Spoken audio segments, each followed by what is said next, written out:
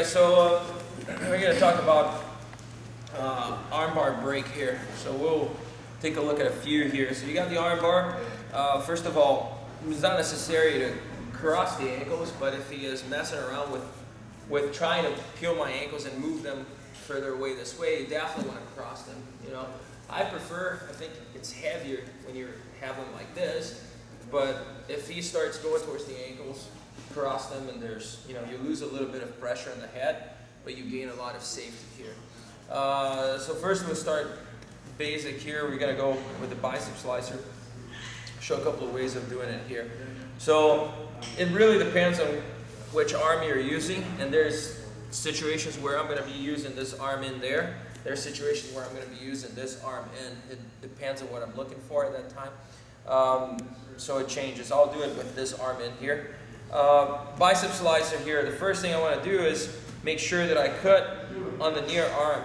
Okay, so I don't want to place my leg on this here, not even on top of the grip. If I place it on the grip, this is a good way to break the grip, but it's not necessarily the best way to hit the bicep slicer, because this, once the grip breaks, it's going to slip off.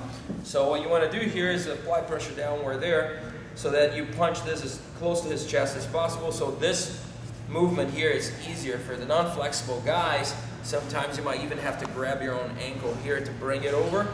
But if you're flexible, that shouldn't be an issue. Even having him out there, it's not much of an issue. So you just bring it right here.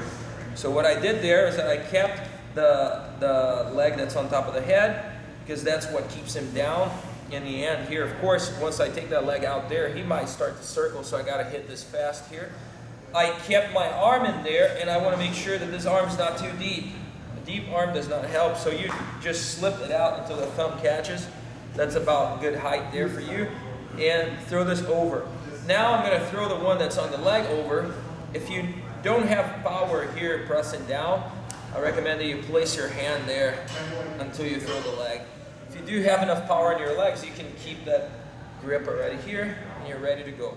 Okay? As far as my hand grip, just a regular, hand on the blades here. Throw it over. Now, you tighten everything down, and you're gonna start moving back with your back. So the movement here is done more with a back arch. Yeah, you can see it right away. Grip breaks, he forgets about the armbar.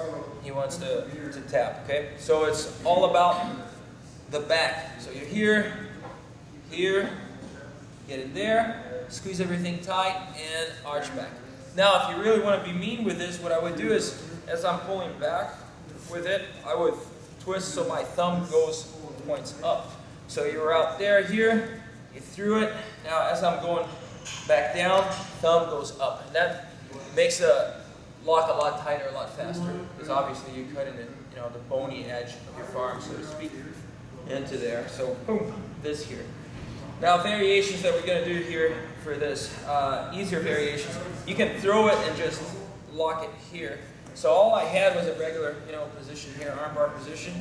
I just pressed down on this one, threw it over, and now I create a frame. I'm controlling my own wrist here, and I'm applying pressure downward on my own ankle.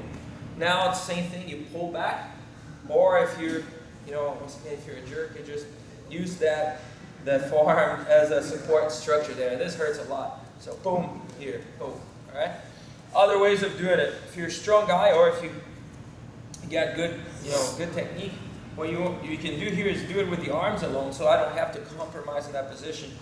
So when I do that, one hand goes on the bicep, on his wrist here, the other hand shot through near the biceps, and now I'm going to go, same thing, elbows come in, and I'm going to go on top of my wrist.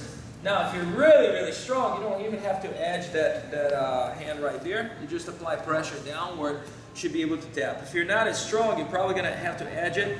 So once again, the movement is just roll it thumb up. So you're out here, roll it thumb up, and then squeeze this thing here. So going over them.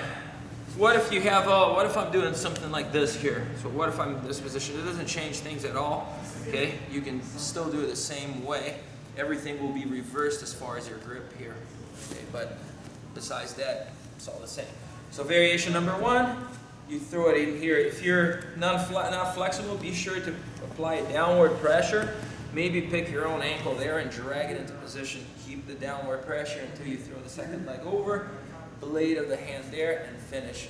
If you want a variation number 2, you just create a frame there. You're gonna pick it here, and this is the frame, okay? Now, apply pressure, squeeze, back away. If you're strong grip, just right there, and squeeze. That way you don't even have to unlock the arm bar. Of course, if he's holding onto his hands, you can tell that right away that's the first thing to go is the grip. So maybe you can use that bicep slicer pressure just in order to, finish your arm bar here. Okay?